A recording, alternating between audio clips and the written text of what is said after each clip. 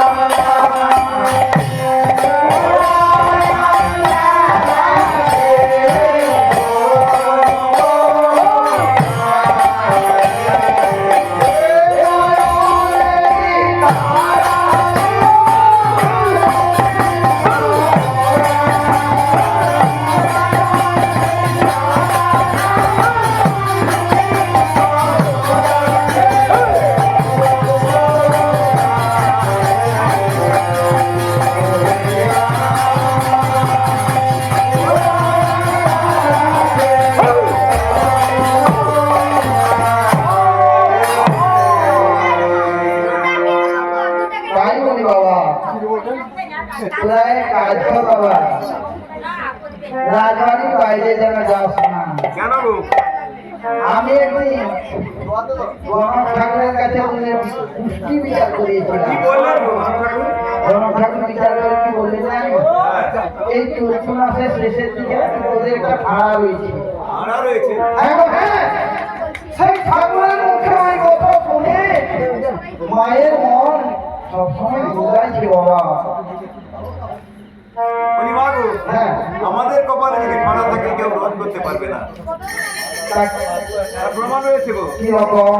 দুর্বাসের মণির পুত্র রাম সত্যবান, তার কর্মে ভাড়া ছিল, কাষ্ট হেতু বনে গেল। কার মধ্যে সর্বদারে করিল দংশন। হয়েছিল বংশ আর গো, তার পত্নী মহাসতী নামিত হয় সাবিত্রী। ছলনায় ছলনায় বাস ধর্মকে হয়েছে। ফিরালো জীবন। তাই নাকি? আর গো, আরো শুনে রাখুন, হ্যাঁ। লক্ষণের সাপ ছিল, শক্তিশালী প্রাণ গেল, প্রাণ গেল, কিন্তু তার পূর্ব ভাগ্য বলে ওষুধ লাগিল হনু। মা চাইল মৃত তনু। হ্যাঁ। বিধির নির্বন্ধ এড়াইতে পারে। সেই জন্য বলছি মা, হ্যাঁ। আমাদের ভাগ্যে যদি ভাড়া থাকে, ঘরে থাকি আর বাইরে থাকি, ফল ফুটবেই। তবে কথা দিচ্ছি মা, অমর কলাই কিনে খাবো না, কেমন কলাই একটু চোখে দেখে আসবো। তাই নাকি বাবা? হ্যাঁ গো। ছেলেগুলি কান্নাকাটি করছে, আর মায়ের কাছে কি বলছে জানো? আমার সোনার জাননী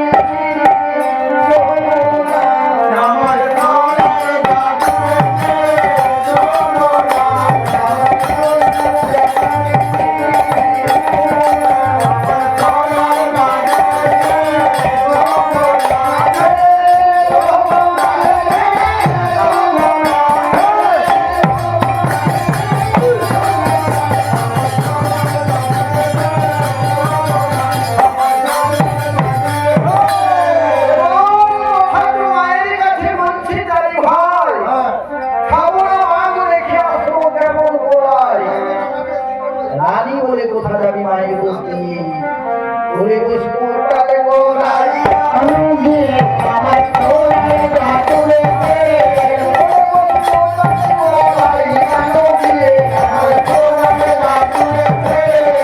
এই বলে পুত্রের গোড়ায় বসে রানী বলে কেদিকান্দ পোর্টালের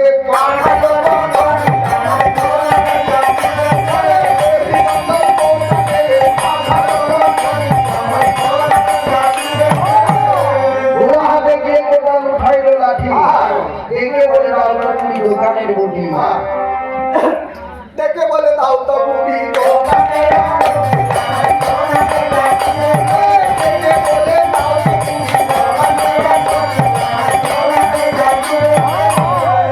বোনা রে, ও বোনা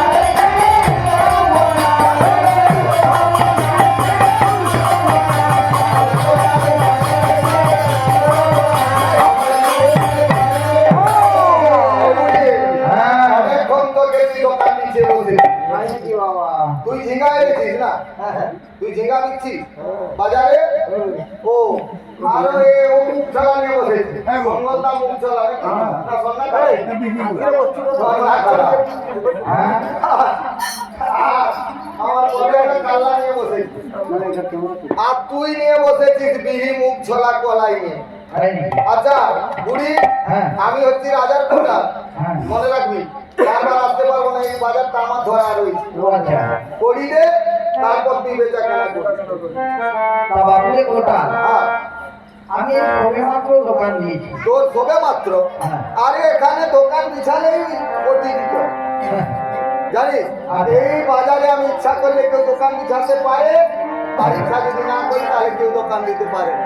এই কোটা, হ্যাঁ, আরে এত তেলিয়া তেলিয়া কথা বলছে কেন? কোটিটা দেখ, ধরে নিয়ে গেলে 2 টাকা দেখ। তাই নাকি? হ্যাঁ, তাহলে বাবা, এখানে বাজার বসালে কোটি। আচ্ছা কোটা তুমি এত তেলিয়া তেলিয়া কথা বলছো কাকে? হ্যাঁ, দোকান দিলে বটি দিতে হয় সেটা সবাই জানে, তবে কিন্তু বেঁচে কেনা হোক লাভ করে আমি দেবো বলছি।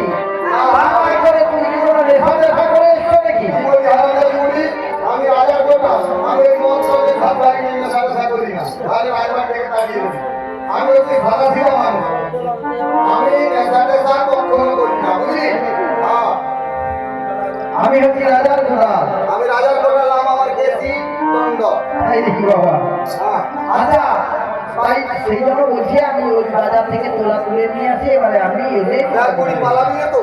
না গো। দেখো পালালে দেখবে আমি ওই বাজারে যাচ্ছি গোলা মন্দির শুনি বলে অন্য হাতে গেল ধোয়া ভাই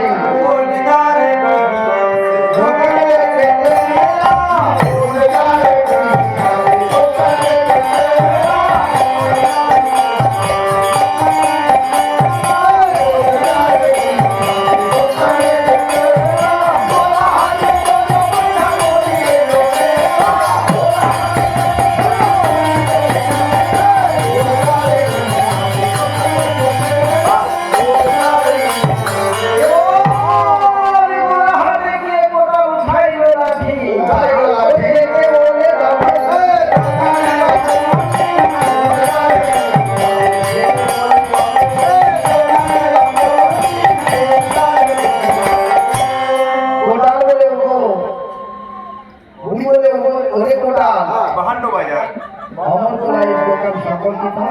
হ্যাঁ তখন তাহা শুনি এসিদণ্ড যেন গোলা হাটে অন্য হাটে আর বুড়ি বলে আরেক বাজারে কোটাল গেল দেখেছে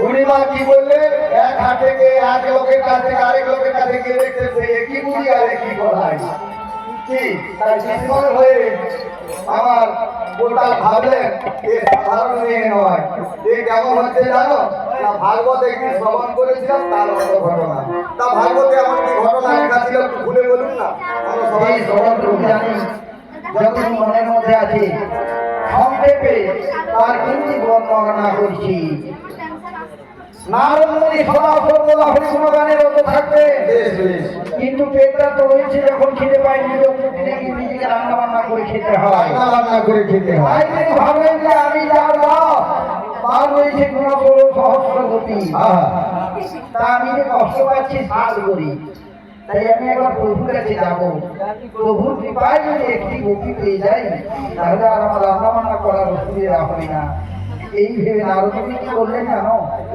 না হরিগুণগান গাইতে গাইতে প্রভুর কাছে দ্বারকা যাত্রা করে দিলেন দ্বারকায় যাত্রা করেছেন একবার সুধা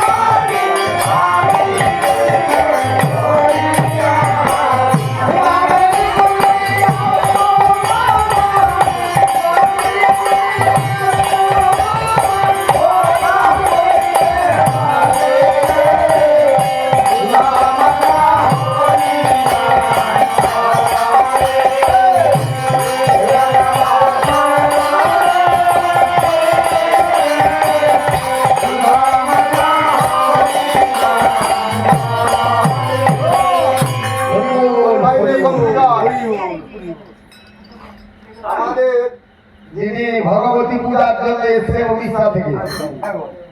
আমাদের ওনার নাম হচ্ছে কালীপদ উপাধ্যায়।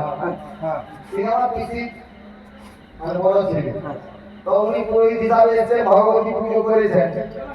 ওনার গতকাল যে গান হয়েছিল, গতকাল গান এবং আজকের গান, বাজানদা যিনি বাইক রয়েছে, ওনার বাজনা ওনার কানে লেগেছে, ওনাকে ভালো লেগেছে, তাই উপহার স্বরূপ বাজানদারকে 50 টাকা তিনি দান করেছেন। তার নামে একবার জোরসে করতালি।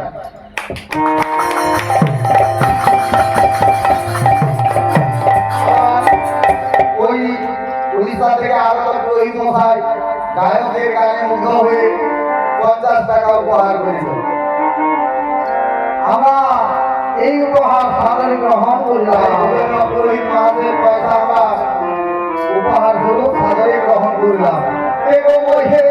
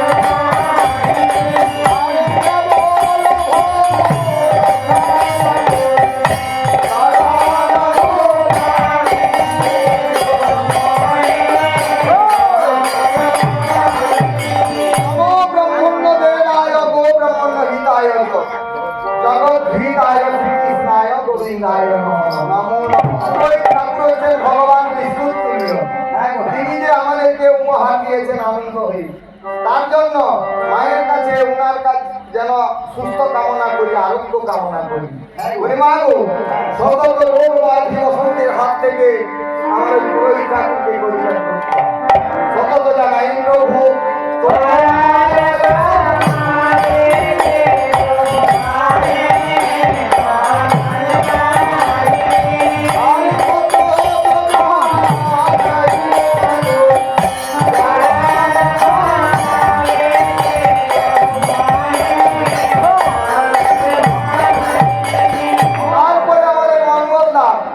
যখন বটি আদায় করতে যাই, এটা রাখেনি কেন? তাই যা দিয়েছে মঙ্গলদা আমরা যখন বটি আদায় করতে যাই দোকানে, তখন আমাদের কোথাও লাগে? এগুলো ব্যাটারি সাইকেলে ভোর লাগে না।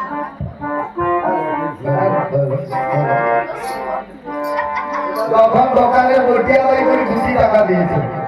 আচ্ছা মঙ্গলদা, এটা হচ্ছে 2 টাকা একটা চাকরি, ওই লাইটের আলোতে করছে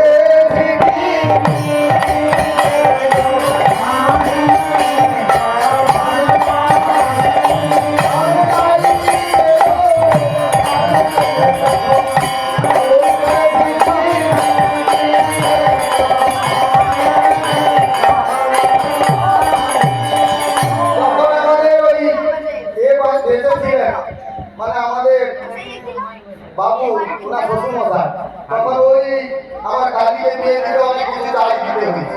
হ্যাঁ কি ওই দাদাটা যখন বলটাকে দিয়ে দিয়ে অনেক কিছু দাঁড়ি দিয়েছে।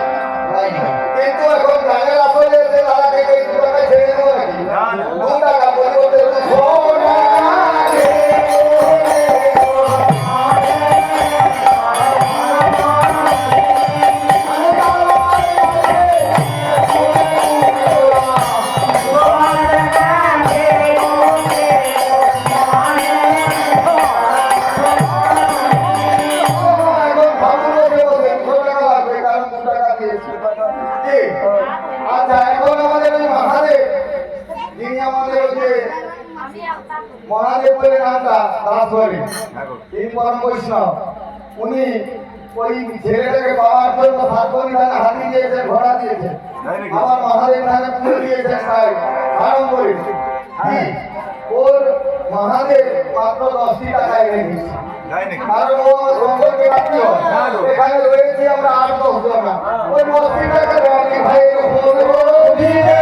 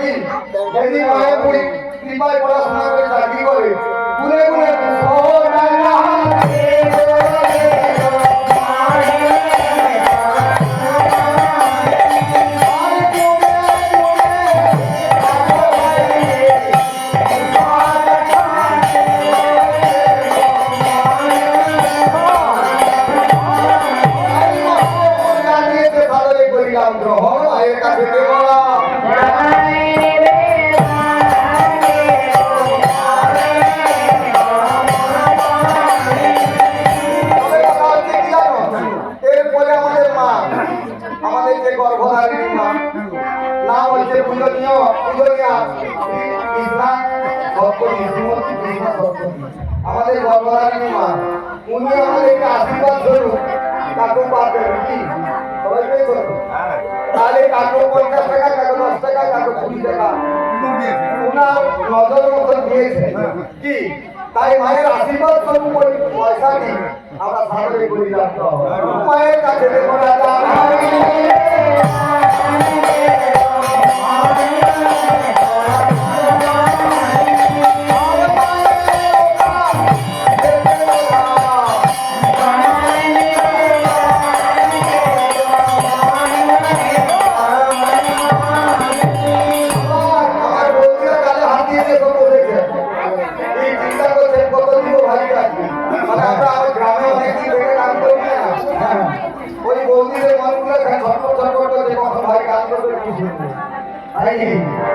আর আমার বৌমারা আছেন, মাসি পিসি সবাই রয়েছে।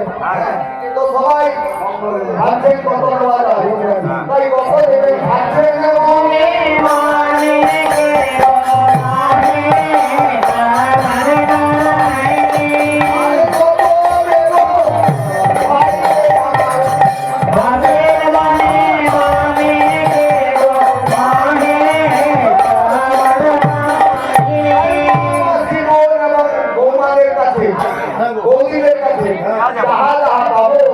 দেশে দেশে গিয়ে মোরা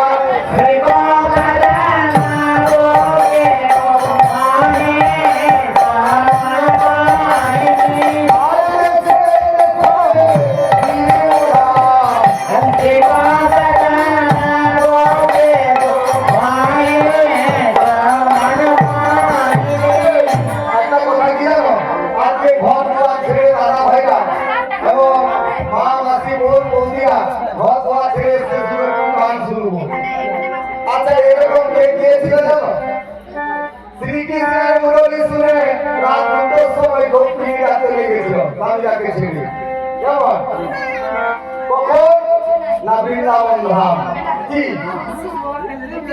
ওই যমুনার কিনারেতে দেখো ডাকছে মধুমাছিতে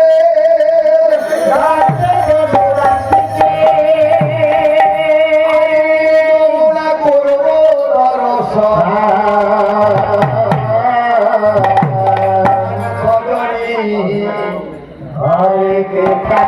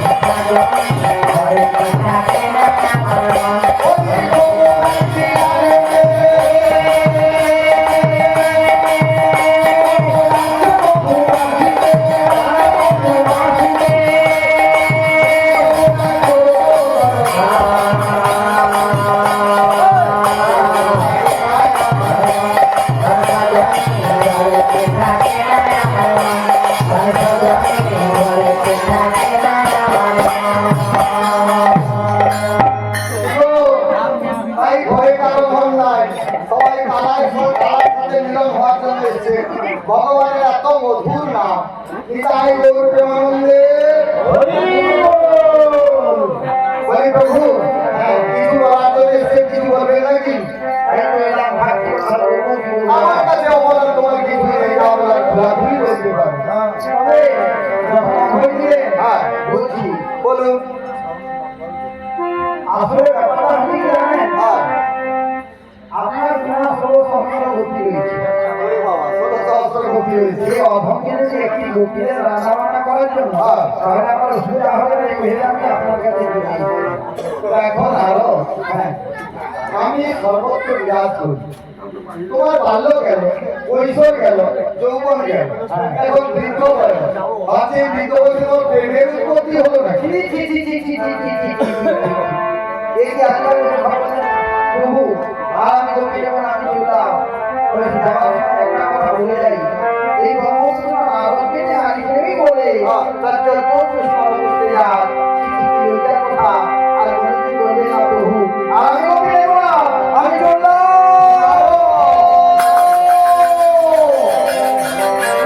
বলে, ও ব্রহ্মপুত্র নারদ, তুমি আমায় অভিশাপ দিয়ে চলে যাচ্ছ। এসো, ফিরে এসো নারদ, ফিরে এসো। আমার কিছু আগে তোমার মনটাকে আমি পরীক্ষা করলাম, তাতেই তুমি এগিয়ে গেলে। শোনো নারদ, গোপী জন্য এসো, গোপী পাবে। গোপী তো এখানে নেই, গোপী আছে সেই বৃন্দাবন, এটা হচ্ছে দ্বারকা। তুমি যদি গোপী দিতে চাও, তাহলে তোমাকে বৃন্দাবন যেতে হবে এবং প্রত্যেকটি কুঞ্জ অনুসন্ধান করে দেখবে। যে কুঞ্জে আমি থাকবো না, সেই কুঞ্জ তুমি গোপী নিয়ে আসবে। তাই নাকি? হ্যাঁ, বলছি ভাই, বৃন্দাবনে যাত্রা করলে কিরকম করছেন জানেন? কিরকম যাত্রা করছেন? আর যাত্রা করতে মাইক্রোফোন আমাদের।